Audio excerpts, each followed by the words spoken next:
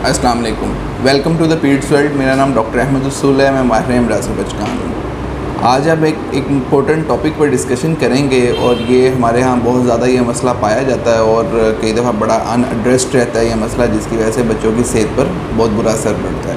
आज हम बात करेंगे बच्चों में वर्म इन्फेस्टेशन, बच्चों में पेट के कीड़े। पहले हम समझते हैं कि पेट में कीड़े किन अक़साम के होते हैं और इनकी क्या अलामत होती हैं और हम इनका क्या इलाज कर सकते हैं।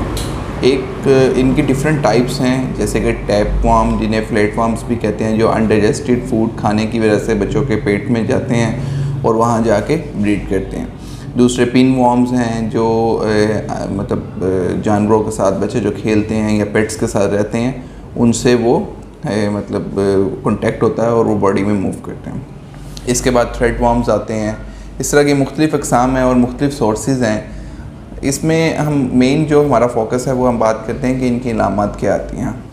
जिन बच्चों के पेट में कीड़े होते हैं वो अक्सर औक़ात अपने स्टमक में या पेट में दर्द की शिकायत करते रहते हैं। इन बच्चों में खून की कमी वाज़ेह देखी जा सकती है, चिड़चिड़ापन, भूख का ना लगना या वेट का ना बढ़ना और पीली रंगत। और ये बच्चे एक्टिविटी बेस्ड जो काम है, जैसे खेलना कूदना, वो उसमें बहुत स्लो होते हैं और बार बार रात को जब सोने लगेंगे तो टांगों में दर्द की या वीकनेस की कंप्लेंट करेंगे। तो ये सारी अलामात इन बच्चों में देखी जाती हैं और जब हम इनके कुछ लैब वर्क करवाते हैं तो सीबीसी में हमें आयरन डेफिशिएंसी एनीमिया या माइक्रोसिटिक हाइपोक्रोमिक एनीमिया मिल सकता है। अब ये जो पेट में कीड़े हैं, इनके कई डिफरेंट टाइप से ये प्रेजेंट करते हैं, क्योंकि ये कुछ पेट के कीड़े ऐसे हैं कि जो फूड को डाइजेस्ट नहीं होने देते, मैल एब्जॉर्प्शन कॉज करते हैं और जिसकी वजह से वो बहुत फाउल स्मेलिंग स्टूल्स बच्चे पास करते हैं या जेली लाइक स्टूल्स भी बच्चे कई दफ़ा पास करने लग जाते हैं। या कुछ कंप्लेंट्स ऐसी भी देखी गई हैं कि बच्चों में एब्सोल्यूट कॉन्स्टिपेशन तक ये कॉज कर देते हैं।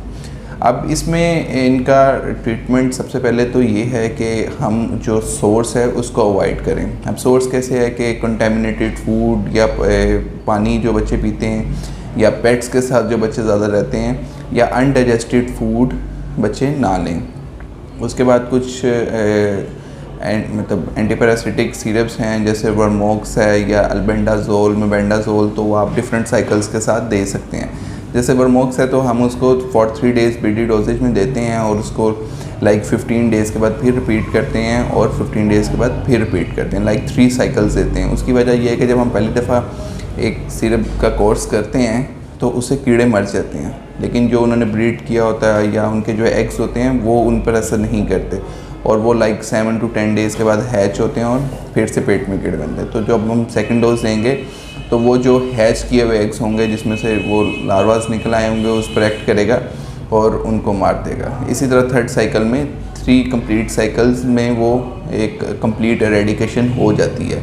और अगर कुछ बच्चों में वर्म इन्फेस्टेशन का मसला हो तो हम ये रिकमेंड करते हैं कि आप 3 साइकिल्स के बाद एवरी 6 मंथली बच्चों में ये दें। और न्यूट्रिशन डेफिशिएंसी के लिए हम उनको आयरन सप्लीमेंट्स दे सकते हैं, लेकिन मेन जो इसमें फोकस है वो ये है कि कॉन्टैक्ट जो है उसको प्रिवेंट किया जाए, इधर थ्रू पेट्स और थ्रू अनडाइजेस्टेड और अनकुक्ड या contaminated food. Thank you so much.